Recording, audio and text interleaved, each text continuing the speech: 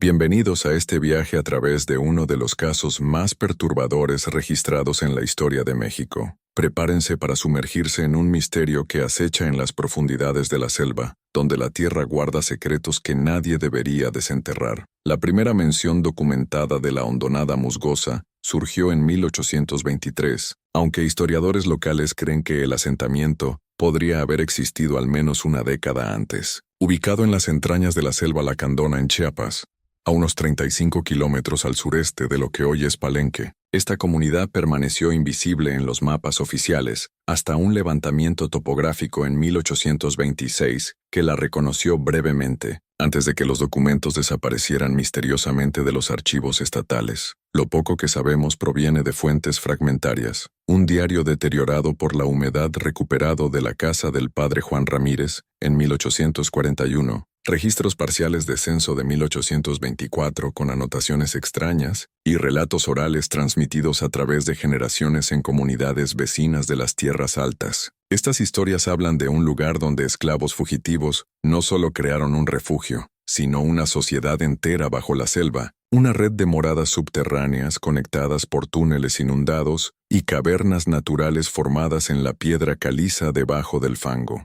Según el diario de Mateo Vargas, un explorador que se aventuró en la región en 1828, los indígenas locales se negaron a guiarme más allá de la cresta oriental de los árboles de ceiba. Al insistir, un anciano murmuró que la tierra más allá no guarda bien sus secretos, y que algunas noches el suelo mismo parece respirar. Vargas nunca completó su expedición de mapeo. Su equipo fue hallado 3 semanas después, abandonado cerca de un cenote a unos 10 kilómetros de su última posición registrada. Su cuerpo jamás se recuperó. La comunidad fue fundada, según se dice, por un hombre conocido solo como Ezequiel, un hábil albañil que escapó de la hacienda Valverde en el norte de Veracruz en 1812. Lo que hace este caso particularmente inusual no es solo la existencia de un asentamiento oculto. Muchas comunidades de cimarrones existieron en el sur durante la era colonial, sino la elaborada construcción y los eventos escalofriantes que rodearon su eventual abandono. De acuerdo con entrevistas realizadas a descendientes de exesclavos en 1870 por el investigador de la Universidad de México, Arturo Mendoza, Ezequiel poseía un conocimiento sobrenatural de la geografía de la selva. Mendoza escribió: la anciana insistió en que Ezequiel podía predecir dónde se formarían sumideros semanas antes de que aparecieran. Afirmaba que su abuela le contó cómo él pegaba la oreja al suelo cada mañana y escuchaba lo que llamaba el latido de la selva. Las notas de Mendoza terminan abruptamente con una observación curiosa. El sujeto se agitó al preguntar por la fuente de agua de la comunidad. Se negó a continuar la entrevista. Lo que sabemos con mayor certeza es que en junio de 1829, un grupo de cazadores de Palenque tropezó con evidencia del asentamiento tras seguir un rastro inusual de vegetación revuelta. Los hombres reportaron sus hallazgos a las autoridades locales, que organizaron una expedición mayor. Este grupo, compuesto por 15 hombres, incluyendo un alguacil del condado y 3 representantes de haciendas cercanas, partió el 5 de julio de 1829. Solo 7 regresaron 5 días después, y sus relatos de lo que descubrieron varían tanto que los investigadores los descartaron como delirios por fiebre de la selva o agua contaminada. Sin embargo, un elemento consistente en sus testimonios fue la descripción de una serie de estructuras de adobe hundidas parcialmente bajo el agua, con pasadizos estrechos que descendían más profundo en la tierra. El alguacil Pedro Sánchez escribió en su informe oficial: observamos lo que parecían vigas de madera talladas a mano, extendiéndose desde las entradas de las moradas hacia el agua turbia. La artesanía era distinta a todo lo que he visto, con uniones que se encajaban sin clavos ni ataduras. El informe fue archivado, pero luego eliminado de los registros durante la reforma agraria. Un artículo publicado en el periódico de Palenque el 15 de julio de 1829 menciona la expedición solo de pasada. El grupo enviado a investigar rumores de habitación no autorizada en las tierras pantanosas del sur ha regresado con reportes de estructuras abandonadas. No se capturó a ningún individuo. No hay artículos de seguimiento en ediciones posteriores. Sin embargo, una carta personal escrita por el miembro de la expedición Luis Ortega a su hermano en Puebla, fechada el 20 de julio de 1829, cuenta una historia diferente. No puedo borrar la memoria de ese lugar. Los túneles se extendían mucho más allá de lo posible dada la inundación. Seguimos un pasadizo por lo que debió ser casi 1 kilómetro. Nuestras antorchas revelaron paredes cubiertas de marcas extrañas, no símbolos mayas como sugirió el padre López, sino algo completamente distinto. Parecían palpitar en la luz parpadeante. Ramírez se separó del grupo por solo minutos, pero cuando lo encontramos insistió en que había vagado por horas, conversando con individuos que no podía describir. Esta carta fue descubierta entre papeles familiares donados a la Sociedad Histórica de Puebla en 1906.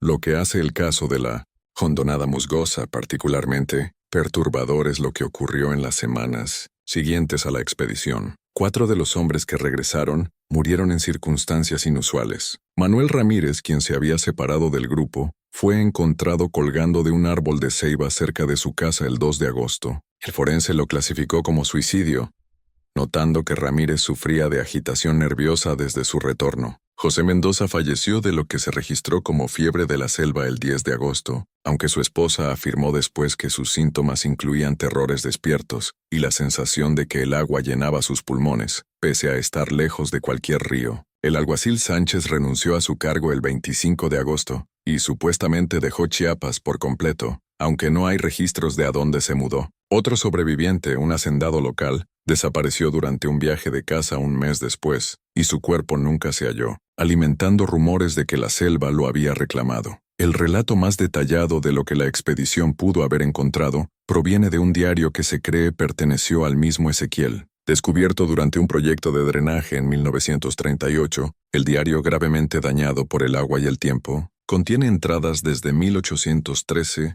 hasta 1828. La caligrafía cambia notablemente con el tiempo, volviéndose cada vez más precisa y geométrica. Una entrada fechada el 15 de febrero de 1817 dice: «Hemos completado el pasadizo occidental hoy. El suelo es más estable de lo esperado. El agua se filtra en patrones predecibles ahora, y puedo oír dónde vendrá después. 32 almas residen ahora en nuestra hondonada. Ninguna desea volver al mundo de arriba». Otra entrada del 22 de abril de 1820 lee: «Las cámaras más profundas permanecen secas incluso después de las lluvias intensas. Ecos extraños hoy. Los niños dicen oír cantos del pasadizo norte, aunque ninguno de los nuestros está allí. Debo investigar mañana». La última entrada legible, fechada el 12 de junio de 1828, consiste en una sola oración: «Nos ha encontrado». ¿Qué podría referirse sigue siendo desconocido, al igual que el destino de los habitantes del asentamiento? No se recuperaron cuerpos del sitio, y no hay registros de exresidentes de la hondonada musgosa apareciendo en otras comunidades o registrándose en oficinas de emancipados tras la independencia. Para extender el misterio, agreguemos que en 1942, durante exploraciones por la Segunda Guerra Mundial en busca de recursos naturales, un equipo militar reportó anomalías similares, vibraciones subterráneas que parecían responder a sonidos humanos, como si la Tierra estuviera escuchando. Aunque estos reportes fueron clasificados, filtraciones en décadas posteriores sugieren que los soldados abandonaron el área tras experimentar visiones colectivas de figuras emergiendo del lodo. Un estudio geológico realizado por la Universidad Nacional Autónoma de México en 1922 notó formaciones inusuales en el área donde se cree estuvo la hondonada musgosa. El profesor Eduardo García escribió: «Los patrones de depresión sugieren una red de cámaras a unos 20 a 25 metros bajo el nivel actual de la selva. Sin embargo, muestras de núcleo indican la presencia de arcilla endurecida no nativa de esta región, casi como si las cavidades hubieran sido revestidas con material fabricado. Más desconcertantes son los rastros de agua salada a esta profundidad,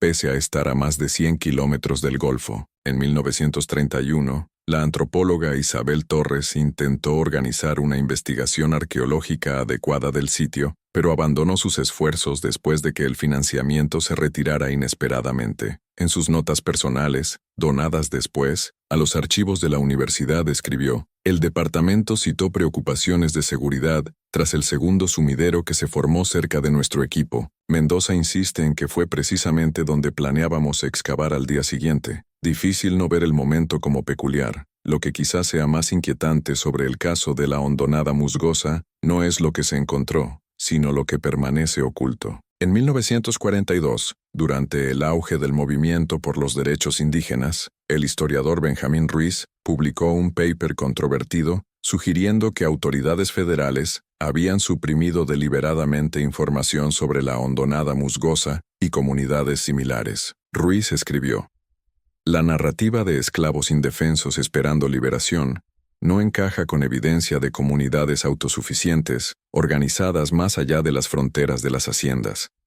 La hondonada musgosa representa no solo una curiosidad histórica, sino un desafío a las estructuras de poder establecidas. El paper de Ruiz fue mayormente descartado por sus colegas y nunca publicó sobre el tema nuevamente. Sus materiales de investigación fueron dañados en una inundación en el sótano de la Universidad de Guadalajara en 1943. Sin embargo, un exalumno de Ruiz, que pidió anonimato en un proyecto de historia oral en 1956, afirmó que Ruiz recibió un paquete con una pequeña caja de madera tallada con patrones geométricos inusuales poco antes de abandonar su investigación. El estudiante dijo: la abrió mientras yo estaba en su oficina.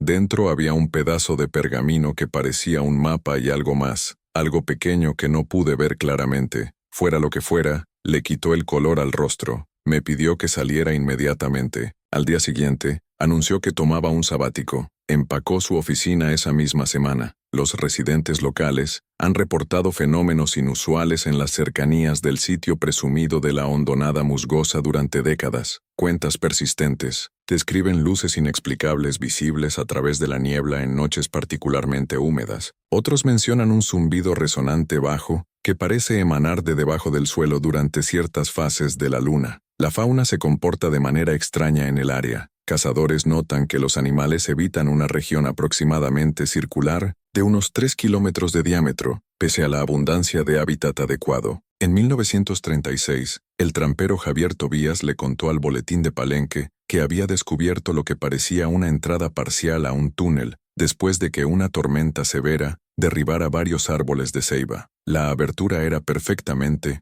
redonda, del tamaño de una rueda de carreta, revestida con lo que parecía arcilla cocida, reportó. Le apunté con mi linterna, pero no vi el fondo. Tiré una piedra y nunca oí que cayera. Cuando le preguntaron si reportó su hallazgo a las autoridades, Tobías supuestamente rió y dijo: algunas cosas es mejor dejarlas en paz. Intentos por localizar la entrada basados en la descripción de Tobías resultaron infructuosos. Para completar y extender la narrativa, imaginemos que en 1995, durante un proyecto ecológico en la selva, un equipo de biólogos encontró restos de herramientas antiguas en un cenote seco temporalmente. Las herramientas, con grabados geométricos, coincidían con descripciones históricas, pero desaparecieron de los laboratorios antes de análisis completos, atribuidos a robo por coleccionistas. Esto añade una capa moderna al misterio, sugiriendo que el secreto persiste en la era digital. ¿Qué pasó con Ezequiel y su comunidad? Sigue siendo uno de los misterios más perdurables en la historia de México. Algunos historiadores sugieren que los habitantes simplemente abandonaron el asentamiento tras su descubrimiento, dispersándose a otras comunidades cimarronas o huyendo al sur hacia Guatemala. Otros proponen escenarios más alarmantes, apuntando a la falta de evidencia física de migración y la naturaleza abrupta del aparente abandono. El diario del padre Juan Ramírez,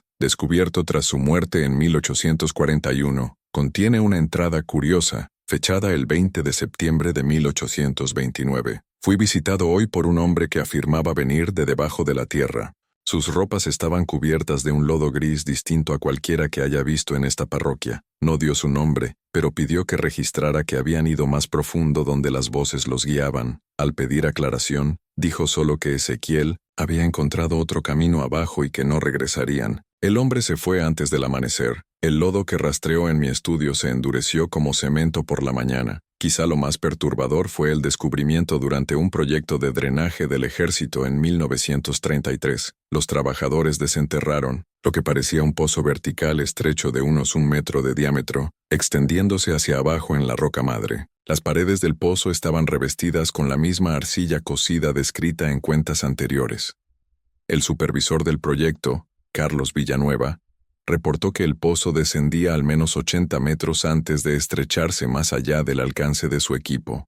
En el fondo de la porción accesible, recuperaron un solo ítem, una caja de madera tallada a mano conteniendo 32 figuritas pequeñas, cada una representando una forma humana en varias poses. Las figuritas estaban talladas en una madera negra densa que los botánicos no pudieron identificar. Según el reporte de Villanueva, Las figuritas fueron enviadas a la Universidad de México para análisis. Sin embargo, los registros universitarios no mencionan su llegada, y las indagaciones subsiguientes de Villanueva fueron recibidas con evasivas burocráticas. En una carta a su superior fechada el 10 de abril de 1934, Villanueva escribió: «Me parece peculiar que nadie pueda dar cuenta de artefactos de tal significancia histórica potencial. Más preocupante es la negación por parte de algunos funcionarios de que encontramos algún pozo o estructura en absoluto». Villanueva fue reasignado a un proyecto en Sonora al mes siguiente.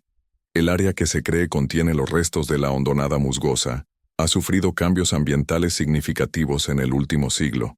Proyectos de drenaje, desarrollo industrial y cambios naturales en la hidrología de la selva han alterado el paisaje drásticamente. En 1942, una porción de la región fue designada como reserva ecológica protegida, deteniendo efectivamente cualquier exploración o desarrollo adicional. La razón oficial citaba preocupaciones ecológicas, aunque algunos historiadores locales sugieren que el timing, coincidiendo con un renovado interés en el caso de la hondonada musgosa tras la publicación de Ruiz, plantea preguntas sobre la verdadera motivación. Hoy, la ubicación precisa de la hondonada musgosa permanece incierta. Técnicas modernas de mapeo, incluyendo radar de penetración terrestre e imágenes satelitales, han identificado varias anomalías bajo el nivel actual de la selva que podrían corresponder al asentamiento descrito. Sin embargo, la combinación de estatus protegido, terreno desafiante y la reputación del área ha impedido una investigación exhaustiva. Un pie de nota curioso al relato surgió en 1941, cuando una anciana llamada María López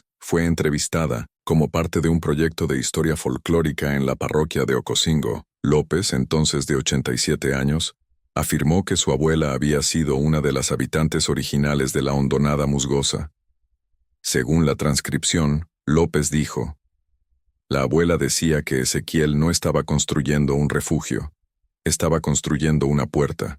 Encontraron algo allá abajo en la oscuridad húmeda, algo antiguo, más viejo que la esclavitud, más viejo que México. Les prometió libertad, pero no del tipo que pensaban». Al pedirle que elaborara, López supuestamente sonrió y dijo: «Algunas cadenas se ven, otras no». La grabación de esta entrevista fue catalogada en la colección de folclore de la Universidad Nacional, pero se reportó perdida durante un inventario en 1942. La transcripción escrita permanece como el único registro del testimonio de López. Ella falleció en 1943, llevándose cualquier conocimiento adicional a la tumba. Quizá la explicación más racional para el abandono de la hondonada musgosa radica en las condiciones ambientales de la región. Geólogos notan que el área experimenta inundaciones periódicas y condiciones de suelo inestable que harían la habitación subterránea a largo plazo desafiante, si no imposible. La comunidad podría haber sucumbido a un desastre natural, un colapso o inundación repentina, con sobrevivientes dispersados y registros perdidos en el tiempo.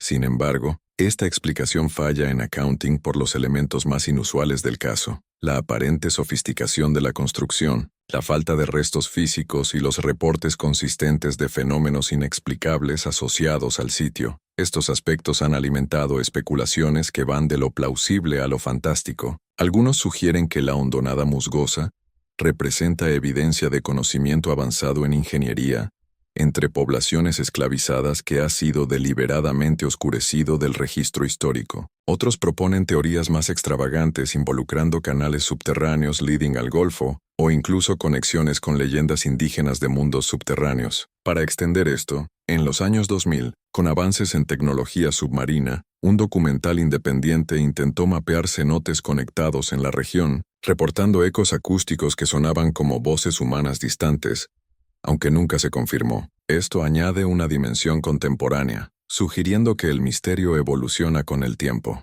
Lo que puede afirmarse con certeza es que algo existió en la selva sureste de Palenque, una comunidad que dejó atrás evidencia suficiente para confirmar su presencia, pero información insuficiente para pintar un cuadro completo de su naturaleza o destino. Los registros fragmentarios, testimonios inconsistentes y anomalías físicas crean un rompecabezas histórico que continúa resistiendo solución. En 1928, la historiadora Ana Vargas, sin relación con el explorador desaparecido, escribió quizá la evaluación más acertada del caso. La hondonada musgosa representa un tipo peculiar de fantasma histórico, lo suficientemente sustancial para proyectar una sombra sobre la historia documentada, pero lo suficientemente insustancial para evadir captura definitiva en nuestro entendimiento. Existe en el margen entre hecho establecido y folclore, entre el mundo que reconocemos y el mundo que sentimos pero no podemos nombrar. En raras ocasiones, visitantes a la selva lacandona reportan oír sonidos inusuales emanando de debajo de las aguas turbias, un golpeteo rítmico que algunos comparan con herramientas de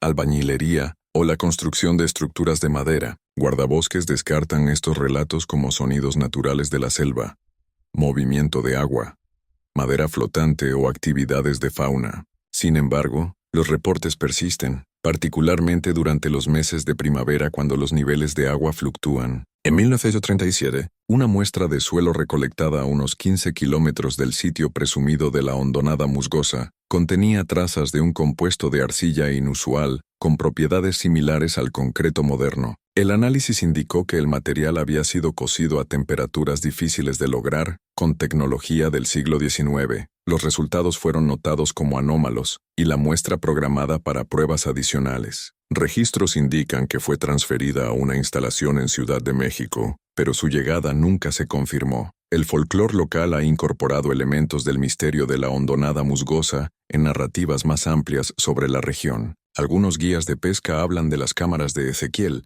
al referirse a secciones particularmente profundas de la selva. Otros advierten contra aventurarse demasiado en ciertas áreas después del atardecer, afirmando que las fronteras entre mundos se adelgazan cuando la oscuridad cae sobre el agua. Los descendientes de quienes vivieron cerca de la hondonada musgosa mantienen una tradición curiosa. Al construir nuevas casas, algunas familias colocan una pequeña caja sellada de arcilla bajo la esquina noreste de los cimientos. Al preguntar sobre esta práctica, muchos alegan ignorancia de su origen o propósito. Otros ofrecen explicaciones vagas sobre mantener el suelo firme o respetar lo que vino antes. El contenido de estas cajas permanece un secreto bien guardado, aunque rumores sugieren que contienen tierra, tallados de madera pequeños o mensajes escritos. Durante veranos particularmente secos, cuando los niveles de agua en la selva caen significativamente, autoridades locales reportan un aumento en expediciones no autorizadas a áreas remotas. En 1932,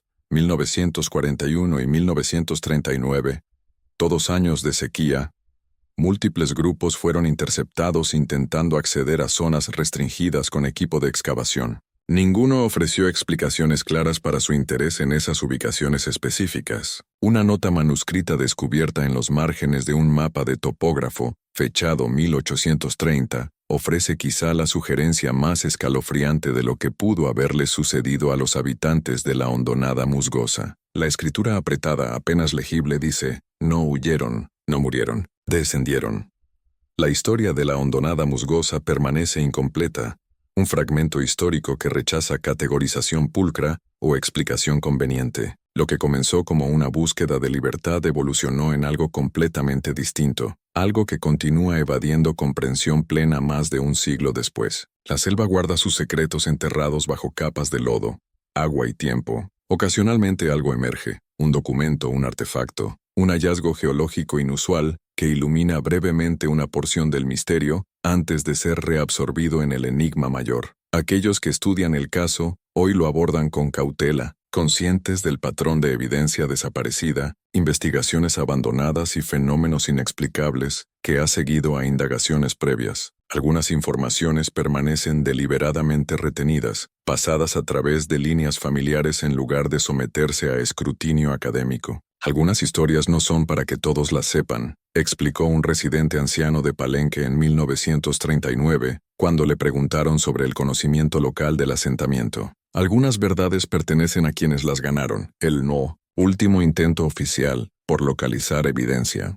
física de la hondonada musgosa, ocurrió en 1941 cuando un equipo de la Universidad de México realizó un sondeo limitado usando tecnología sonar entonces nueva. Su equipo falló repetidamente, produciendo imágenes descritas como inconsistentes con formaciones geológicas conocidas. El proyecto fue abandonado en menos de una semana, ostensiblemente por restricciones presupuestarias. 4 miembros del equipo renunciaron a sus posiciones poco después. Hoy, el área permanece en gran medida inaccesible, protegida por obstáculos naturales y restricciones legales. Quienes se aventuran cerca de la ubicación presumida, a menudo reportan una sensación de ser observados, de ojos siguiéndolos desde debajo del agua oscura. La fauna se comporta erráticamente. Los pájaros callan, los insectos cesan su zumbido constante. El aire se siente más pesado, cargado de una tensión inexplicable. ¿Qué le pasó realmente a Ezequiel y las 32 almas que lo siguieron bajo la selva? Permanece desconocido.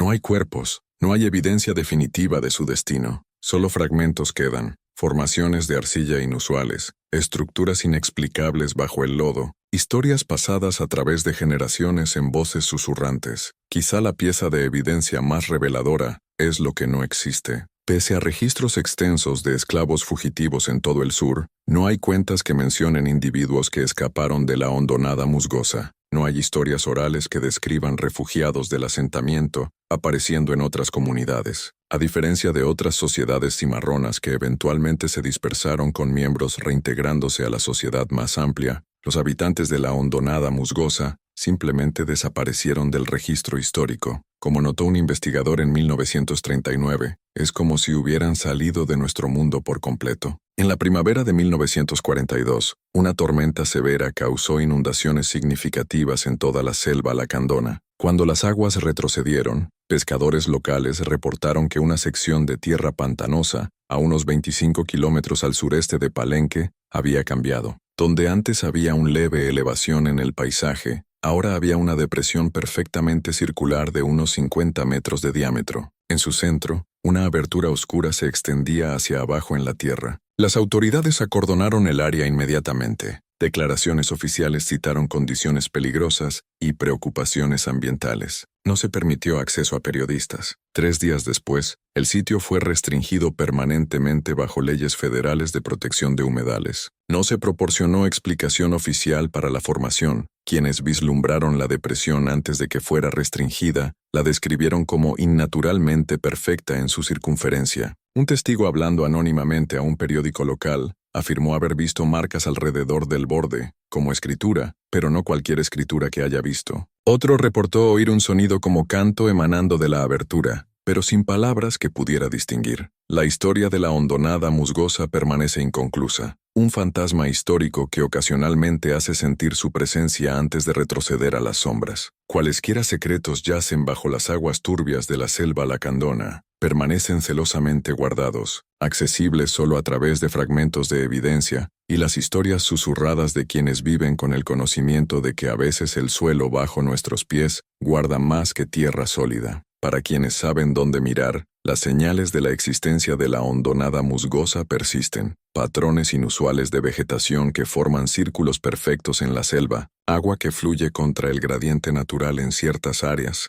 la ausencia persistente de vida silvestre en regiones que deberían rebosar de ella, y ocasionalmente, en noches quietas cuando la luna está oscura, luces que parecen brillar bajo la superficie del agua, moviéndose lentamente, deliberadamente, como linternas carried por manos invisibles. La referencia documentada más reciente a la hondonada musgosa apareció en 1943, en el testamento de Esteban López, descendiente de María López. Entre sus posesiones se listaba una caja de madera conteniendo tierra de la hondonada, para ser devuelta al agua tras mi muerte. El ejecutor de su herencia reportó que la caja, lo suficientemente pequeña para caber en la palma de una mano, y tallada con patrones geométricos intrincados, estaba llena de una tierra oscura y densa distinta a cualquier encontrada en la región. Como se instruyó, fue lanzada a las aguas de la selva lacandona durante una ceremonia privada, atendida solo por familiares. Un asistente describió después ver ondas que se movían contra la corriente desde el punto donde la caja entró al agua, como si algo bajo la superficie hubiera extendido la mano para recibirla.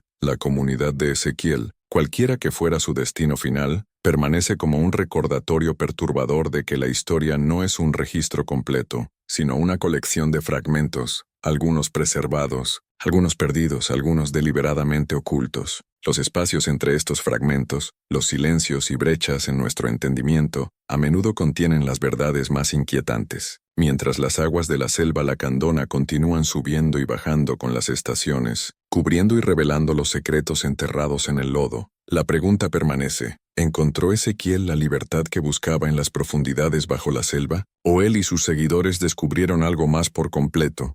Algo que ofreció un tipo diferente de liberación a un precio que solo podemos imaginar. La selva guarda su silencio. Las aguas ocultan lo que yace debajo, y a veces, en las noches más oscuras, locales juran oír el sonido de martillos y sierras resonando desde abajo de la superficie, el sonido de algo que aún se construye en las profundidades, una pieza cuidadosa a la vez. Quizá lo más inquietante son los relatos de quienes han pasado sus vidas en el agua. Pescadores y tramperos hablan de momentos en que la frontera entre superficie y profundidad parece borrarse. Rafael Gómez, residente de toda la vida de Palenque que falleció en 1940, les contó a investigadores en 1933. Hay lugares donde el fondo no es realmente el fondo, donde lo que parece suelo sólido se mueve si lo miras lo suficiente. Mi papá me mostró esos spots cuando era niño. Me dijo que nunca echara ancla allí. Dijo que el lodo podría decidir jalarte abajo. Una evaluación geológica conducida en 1934 por la Universidad Nacional identificó varias estructuras subterráneas anómalas en la región, incluyendo lo que parecía una red de cámaras a unos 30 a 35 metros bajo el piso de la selva. El doctor Ignacio Rivera,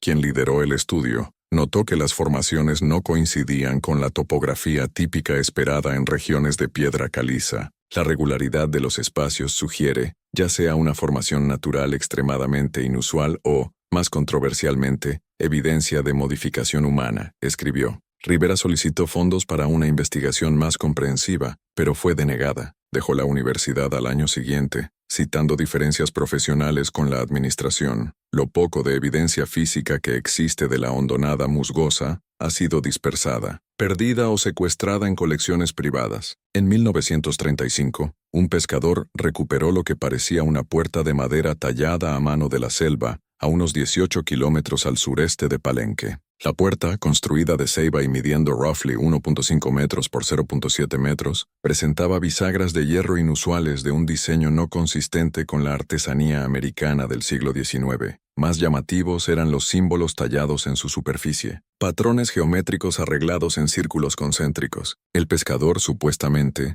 mantuvo la puerta en su cobertizo por varias semanas antes de que un hombre del gobierno visitara y ofreciera comprarla.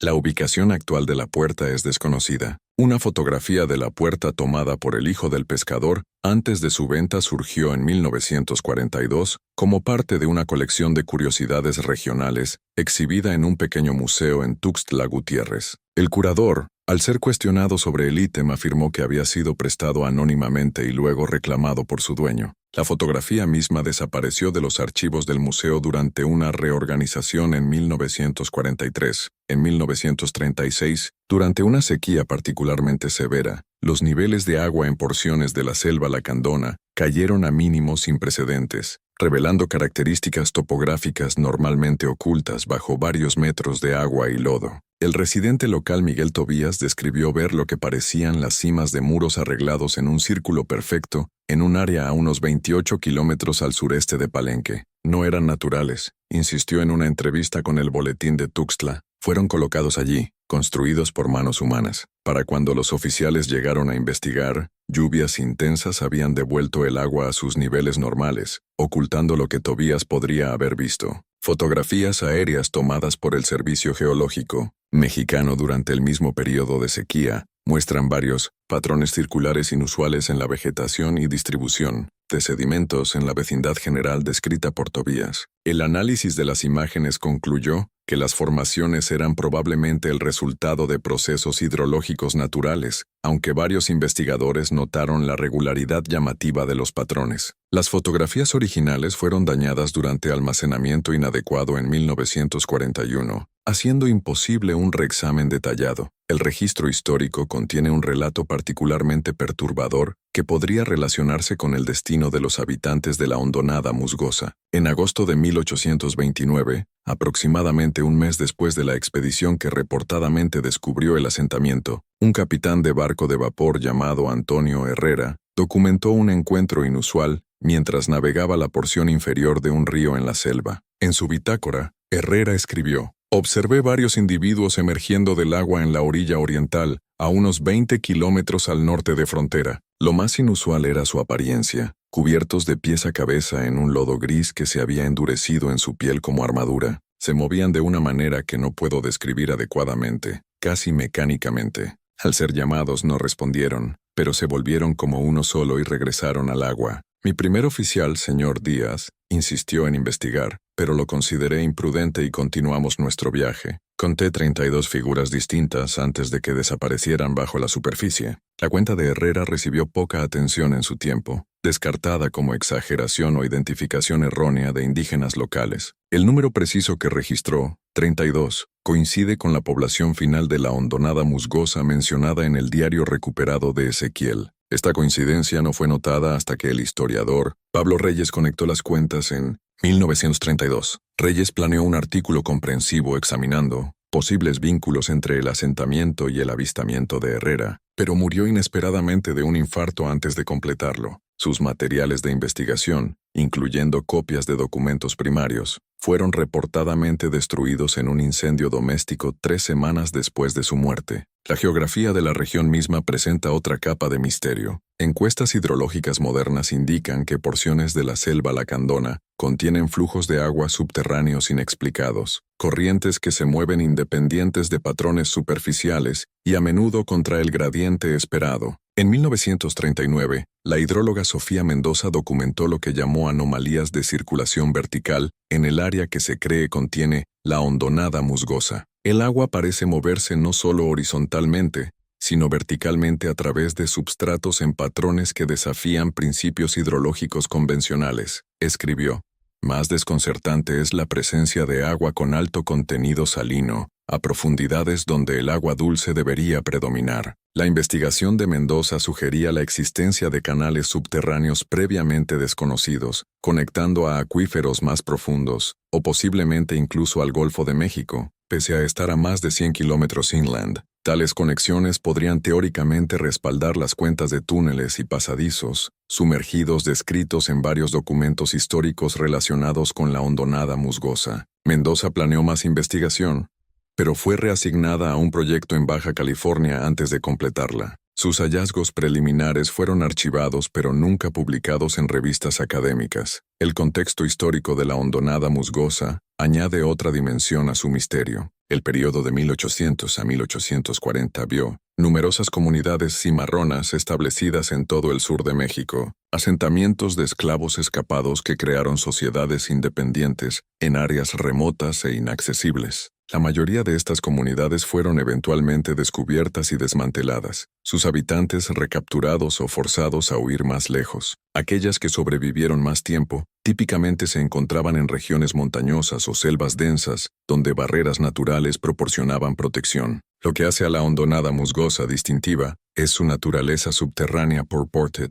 Ninguna otra comunidad cimarrón documentada intentó establecer habitación permanente bajo tierra, particularmente en un entorno selvático donde las inundaciones presentarían desafíos constantes. El conocimiento de ingeniería requerido para crear estructuras estables bajo el piso de la selva, con sistemas funcionales de drenaje y ventilación, habría sido considerable. Sin embargo, registros históricos indican que Ezequiel trabajó como albañil y no tenía entrenamiento formal en minería o construcción subterránea. Esta discrepancia ha llevado a algunos investigadores a sugerir que la comunidad pudo haber descubierto formaciones naturales existentes, que posteriormente modificaron, en lugar de crear estructuras enteramente nuevas. El substrato de piedra caliza bajo porciones de la selva lacandona podría teóricamente contener cavernas naturales, aunque tales formaciones no son típicas en la geología de la región. Otra teoría propuesta por el geólogo Miguel Santos en 1938 sugiere que el asentamiento podría haber utilizado sumideros y depresiones naturales como puntos de partida, expandiéndolos gradualmente en estructuras más complejas. Santos apuntó a depósitos minerales inusuales encontrados en muestras de suelo de la región como evidencia de manipulación humana extensa del entorno subterráneo. Su investigación nunca fue publicada, y Santos declinó discutir el tema en entrevistas posteriores, citando solo preocupaciones profesionales. El destino de Ezequiel mismo permanece quizá la pregunta más perdurable en el misterio de la hondonada musgosa. No hay registros que indiquen su captura o muerte, ni evidencia de que emergiera de la selva para establecerse en otro lugar. La última referencia confirmada a él Aparece en su propio diario con la entrada final críptica: "Nos ha encontrado". En 1934, una anciana nombrada Luisa García, afirmando ser descendiente de una familia que vivió cerca del asentamiento, le contó a un investigador de folclore: "Mi bisabuela decía que Ezequiel no estaba tratando de esconderse de los cazadores de esclavos. Al final, estaba tratando de alcanzar algo que había oído llamando desde los lugares profundos. Decía que se sentaba por horas con la oreja pegada al suelo escuchando, y un día les dijo a todos que sabía a dónde necesitaban ir". García no pudo o no quiso elaborar sobre cuál podría haber sido este destino. La evidencia fragmentaria rodeando a la hondonada musgosa ha generado numerosas teorías a lo largo de las décadas, desde lo mundano hasta lo fantástico. Algunos historiadores sugieren que el asentamiento fue simplemente abandonado tras su descubrimiento, con sus habitantes dispersándose a otras regiones. Otros proponen que la comunidad fue víctima de enfermedad o desastre natural, quizá un colapso catastrófico de sus estructuras subterráneas durante inundaciones. Teorías más controversiales sugieren ocultamiento deliberado de evidencia por autoridades que encontraron la existencia del asentamiento políticamente problemática, o por intereses privados buscando explotar recursos descubiertos por la comunidad. El patrón de documentos desaparecidos, investigadores reasignados y artefactos perdidos presta algo de credibilidad a teorías de supresión intencional, aunque no ha emergido prueba definitiva. Quizá el aspecto más inquietante del caso de la hondonada musgosa es la consistencia con la que quienes lo investigan eventualmente abandonan su pesquisa. Historiadores, geólogos, antropólogos y periodistas que han perseguido la historia en profundidad han frecuentemente terminado sus indagaciones abruptamente, a menudo dejando posiciones, cambiando campos de estudio o rehusándose a discutir sus hallazgos. Mientras contratiempos profesionales y circunstancias personales proporcionan explicaciones plausibles en casos individuales, el patrón en sí plantea preguntas. La doctora Ana Vargas, quien examinó el caso en los 1920s antes de redirigir súbitamente su investigación hacia historia indígena del Caribe, escribió en una carta privada descubierta tras su muerte: "Hay algo sobre esta historia particular que resiste examen. Cada hilo que tiro parece deshilachar algo más por completo, algo que estoy cada vez más cierta de no desear ver en su totalidad". Vargas nunca publicó sus hallazgos sobre la hondonada musgosa, y sus notas de investigación no fueron encontradas entre sus papeles tras su muerte en 1938. El paisaje físico mismo parece resistir investigación. Intentos por conducir sondeos arqueológicos exhaustivos han sido obstaculizados por factores ambientales, inundaciones, terreno cambiante, fallos de equipo. En 1937, un equipo de la Universidad de México planeó un examen extenso del área, pero abandonó el proyecto después de que 3 miembros contrajeran una enfermedad inusual, caracterizada por desorientación, alucinaciones auditivas y sensibilidad extrema a la luz. Exámenes médicos no encontraron patógeno conocido, y los síntomas se resolvieron después de que los individuos dejaran la región. Las actitudes locales hacia el misterio de la hondonada musgosa reflejan una relación compleja con este aspecto de la historia regional. Muchos residentes de comunidades cerca del sitio presumido muestran una ambivalencia curiosa, reconociendo la significancia histórica del asentamiento, mientras expresan renuencia a discutir detalles específicos. Algunas historias pertenecen al contar, no al escribir, explicó un residente anciano en 1931, cuando le preguntaron por qué las tradiciones orales locales sobre la hondonada musgosa raramente aparecían en cuentas escritas. Esta renuencia se extiende a la proximidad física también. Guías de pesca y tramperos familiarizados con la selva a menudo evitan ciertas áreas, particularmente después del atardecer. Al ser presionados por explicaciones, muchos ofrecen referencias vagas a agua mala o lugares donde el fondo no está bien. Otros simplemente afirman que algunas partes de la selva no dan la bienvenida a visitantes, un sentimiento ecoado a través de generaciones de habitantes locales. En 1942, el sociólogo Dr. Roberto Pérez notó lo que llamó un tabú geográfico, operando en comunidades rodeando la selva lacandona. Existe una prohibición no dicha pero ampliamente observada contra entrar o discutir áreas específicas, escribió. Este tabú parece más fuerte entre familias con los lazos históricos más profundos a la región, sugiriendo que emerge de experiencia histórica en lugar de superstición. La observación de Pérez alinea con patrones vistos en otras comunidades con trauma histórico. Un acuerdo colectivo para evitar ciertos temas o lugares asociados con eventos perturbadores. Los cambios ambientales en la región durante el último siglo han complicado aún más los intentos por desentrañar el misterio. Operaciones de tala, exploración de petróleo y gas, medidas de control de inundaciones y cambios naturales en la hidrología de la selva han alterado el paisaje significativamente. Lo que podría haber sido una vez hitos o puntos de acceso identificables han sido oscurecidos o destruidos por completo. La selva reclama y transforma, enterrando el pasado bajo capas de limo y vegetación. Sin embargo, pese a estos cambios, las historias persisten. Emergen en historias familiares, en las advertencias cautelosas pasadas de una generación de guías de selva a la siguiente, en las brechas inexplicables, en registros oficiales. Emergen en las cuentas consistentes de fenómenos inusuales asociados con áreas específicas de la selva, áreas que corresponden, aunque roughly, a la ubicación presumida de la hondonada musgosa. En 1937, un cazador nombrado Juan Martínez reportó encontrar lo que parecía un poste de madera protruyendo del agua en una sección remota de la selva. El poste,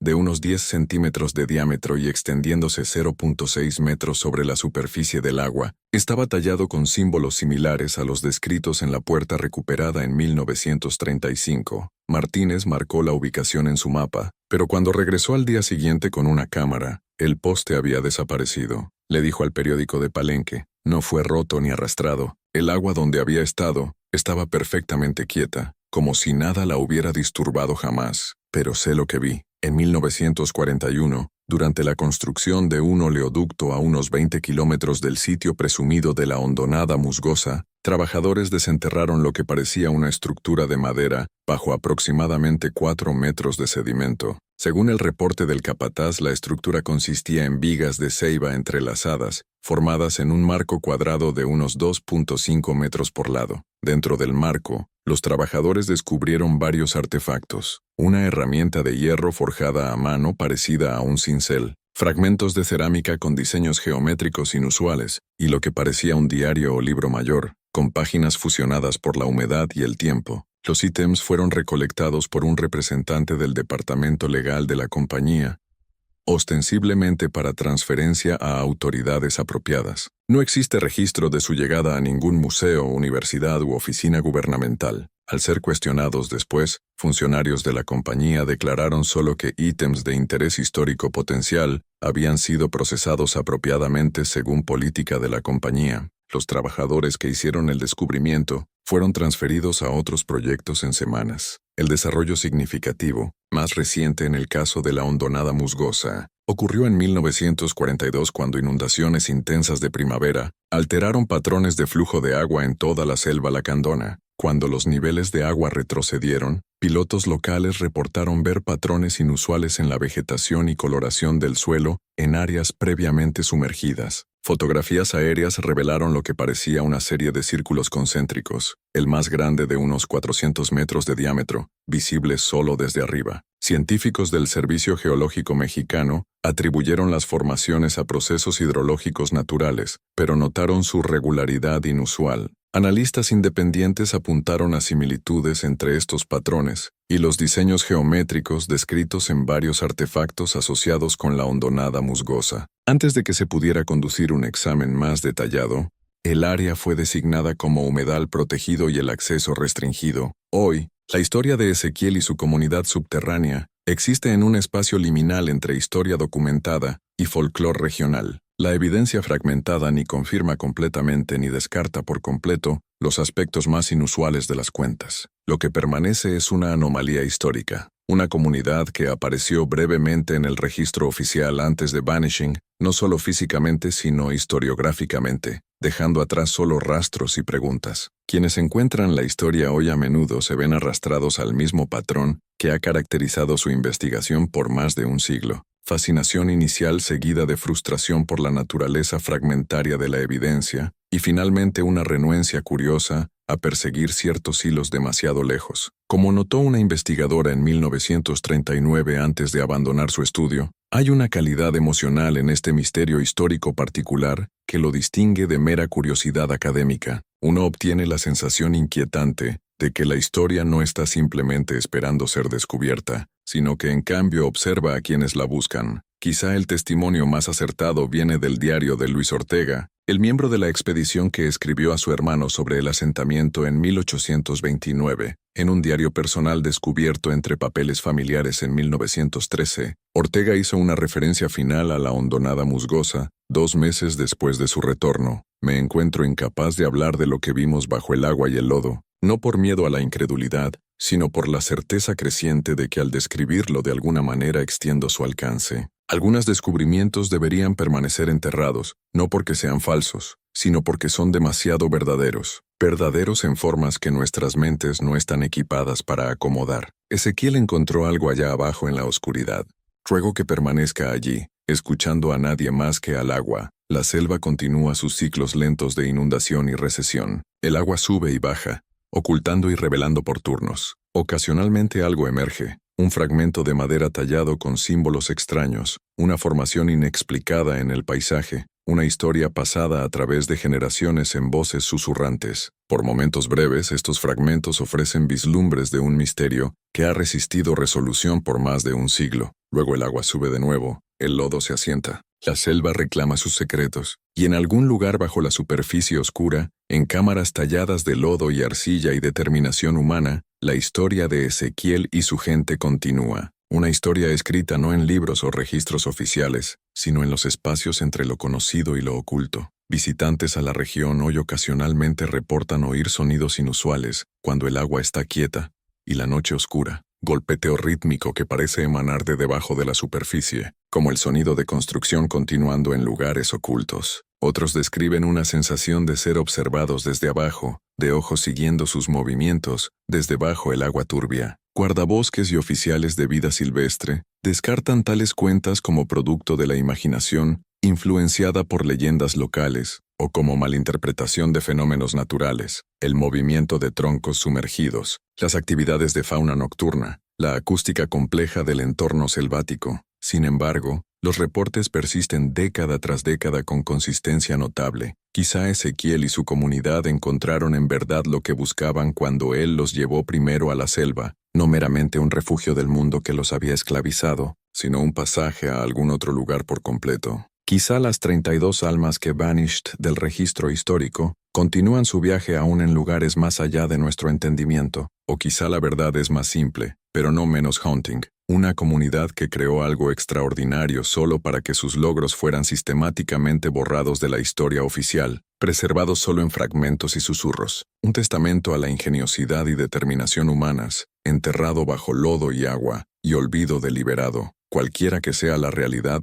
la selva guarda su consejo. El agua oculta más de lo que revela, y la historia de la hondonada musgosa permanece lo que siempre ha sido, un recordatorio perturbador de que la historia no es un registro completo, sino una colección curada con las verdades más inquietantes, a menudo yaciendo en los espacios entre hechos documentados, en los silencios donde la certeza se disuelve en pregunta. Como escribió Luis Ortega en su referencia final conocida al asentamiento, algunas puertas una vez abiertas, no pueden cerrarse de nuevo. Algunos conocimientos una vez ganados no pueden desaprenderse. Ezequiel entendió esto. Creo que es por eso que bajó al agua oscura y lodo, no para escapar lo que lo perseguía, sino para perseguir algo que lo llamaba, algo que prometía respuestas a preguntas que no me atrevo ni a formular. Las aguas de la selva lacandona continúan subiendo y bajando. El lodo se mueve y asienta, y en algún lugar bajo todo ello, el misterio de la hondonada musgosa persiste, un fantasma histórico que rehúsa descansar, una historia que continúa extendiéndose desde las profundidades como manos emergiendo del agua oscura, aferrándose a alguien que escuche.